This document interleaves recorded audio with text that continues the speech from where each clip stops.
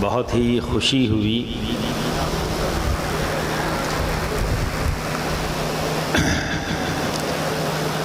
मकनपुर शरीफ में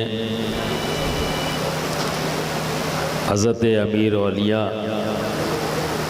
की ज़ात से मंसूब ये सेमिनार हो रहा है।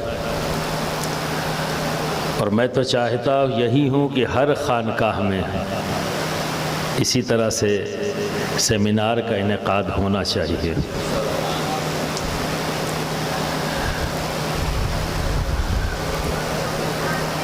सूफीज़म, तसव्वुफ़ ये फ़कत एक वर्ड नहीं है, ये एक वर्ल्ड है, एक दुनिया।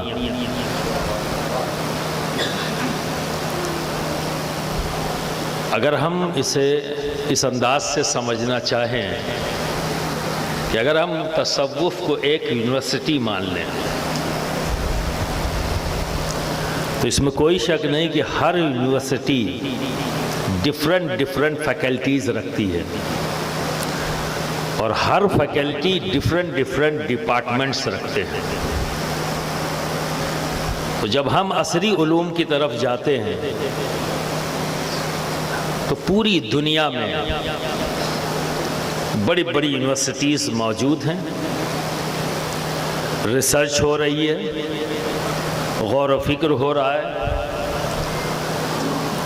और दुनियाए इंसानियत को फ़ायदा पहुंचाने की नित नए इंतज़ामात होते चले जा रहे हैं। लेकिन हमने अपने आप को कहीं ना कहीं महदूद किया है, वरना मैं अक्सर कहता हूं कि सूफिज़म को अगर समझना है तो मेटाफिज़िक्स पढ़ो।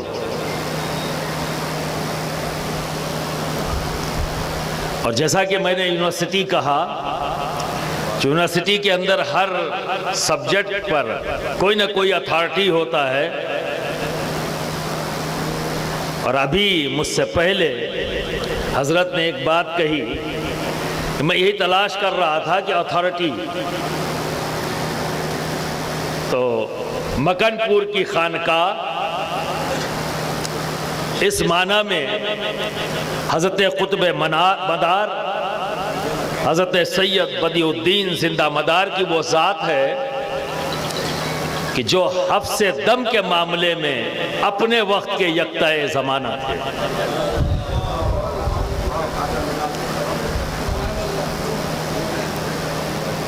तो वो चीज़ का यहाँ मौजूद होना ज़रूरी था ताकि दुनिया इससे फ़ायदा उठाए। तो आज जिस ज़ात के नाम से ये मंसूब सेमिनार है, जिस ज़ात के लिए ये सेमिनार का इनेकाद हुआ, तो वो वस्फ का जिक्र हजरत ने अभी थोड़ी देर पहले किया और ये होना था। मैंने इसीलिए कहा मेटाफिजिक्स चाहिए। नेचर में जो चीज एग्जिस्ट कर रही है उसके ऊपर गौर व फिक्र करके उस एग्जिस्टेंस को जानना और दुनिया को बताना, यह है मेटाफिजिक्स। आज एक डिपार्टमेंट की शक्ल में जब इसे समझाने की कोशिश की गई तो दुनिया ने इसे सब्जेक्ट के तौर पर, रिसर्च के तौर पर अपना लिया और आगे काम बढ़ता चला जा रहा है और जिस पे दिन ब दिन कोई ना कोई नई डिस्कवरीज हमारे सामने आ रही हैं। लेकिन इसी चीज को जब खानकाह की किसी जात के साथ नजर आई तो लोगों ने यह कहना शुरू कर दिया कि यह तो अंधी अकीदतों के कारनामे हैं। अगर यह वाकया बताया गया कि एक बुजुर्ग अपनी खानकाह से निकले तो दूसरे बुजुर्ग ने अपनी खानकाह में यह कहा कि फला बुजुर्ग अपनी खानकाह से निकल चुके हैं, खुरमा मंगा लो, मिलाद हुई है।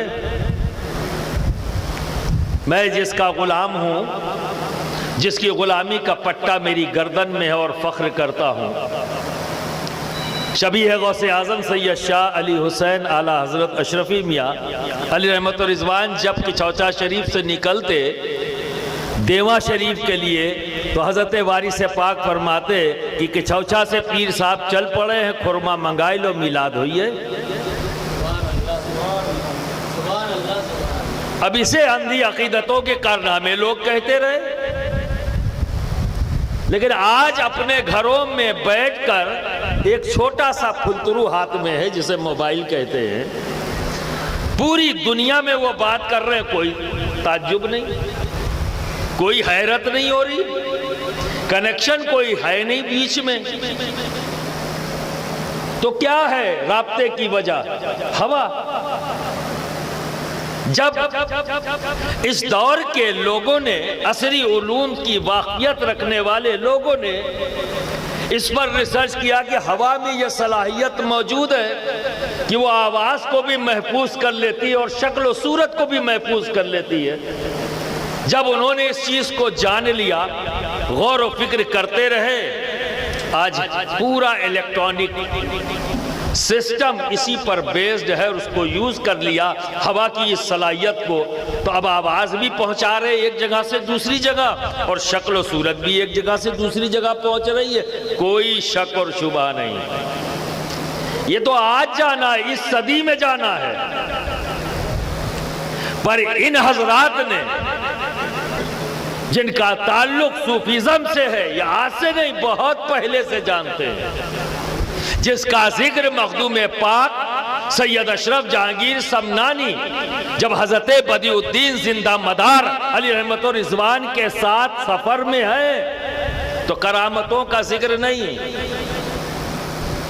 जब जुदा होते हैं तो जो जिक्र किया है, फरमाते हैं मैंने इल्म कीमिया, रीमिया, सीमिया, हीमिया में हजरत बदिउद्दीन जिंदा मदार को यकता पाया। इसका जिक्र कर रहे हैं।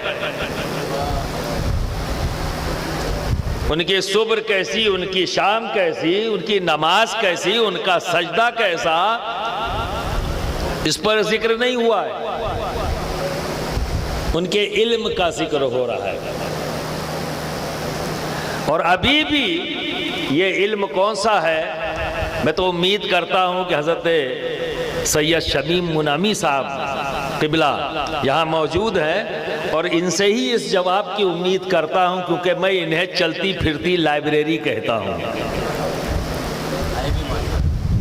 इसमें कोई शक नहीं कि हमारी जमात की ज़बरदस्त मालूमात रखने वाली ज़ात का नाम है हज़रत शमीम मुनामी साहब। जिस सेमिनार में चला जाए, मैं सनद देता हूं कि वह सेमिनार कामयाब है।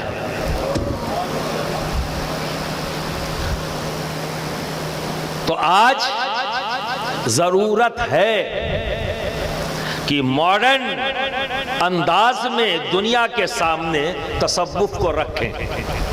जो टेक्निकल वर्ड्स हैं जिसे आज दुनिया समझ रही है, अगर उन टेक्निकल वर्ड्स का इस्तेमाल करते हुए अगर हम अपनी बात को रखेंगे, या थोड़ी सी मेहनत की ज़रूरत है, तो दीनी इल्म के साथ साथ असरी उलूम की ज़रूरत।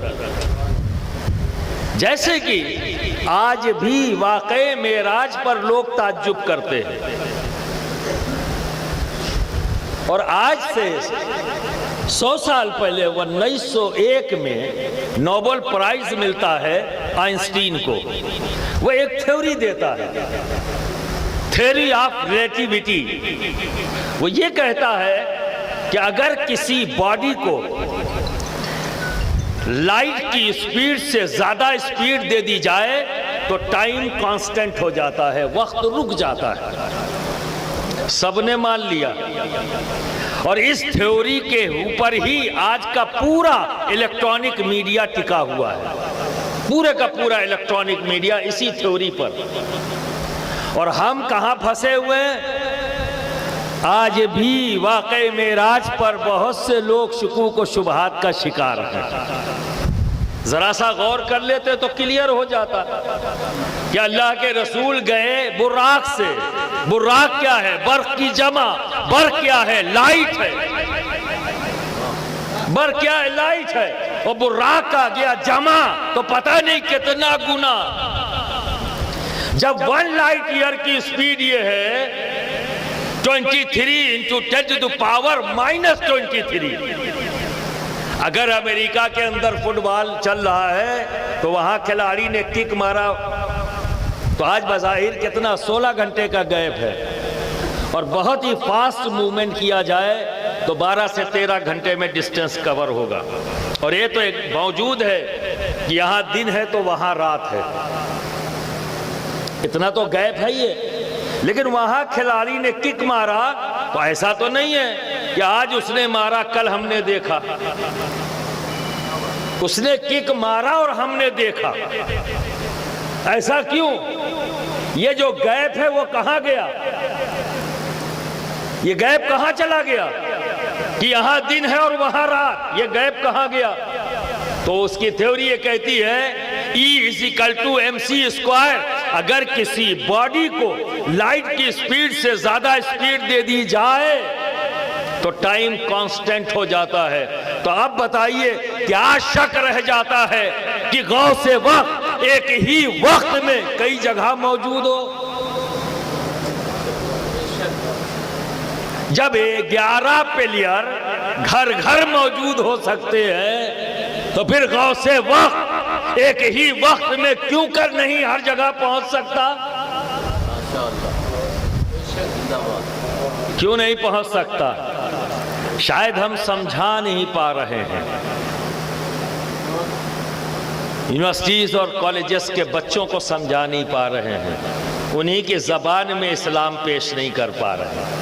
इस्लाम को बदलने की ज़रूरत नहीं है, प्लेसमेंट बदलने की ज़रूरत है, समझाने के अंदाज को बदलने की ज़रूरत है, थोड़ा सा मॉडर्नाइज करना होगा। तो इसलिए कहता हूँ कि बिना इल्म के कोई कौम, कोई मुल्क, कोई खानका, कोई ऑर्गेनाइजेशन तरक्की नहीं कर सकती।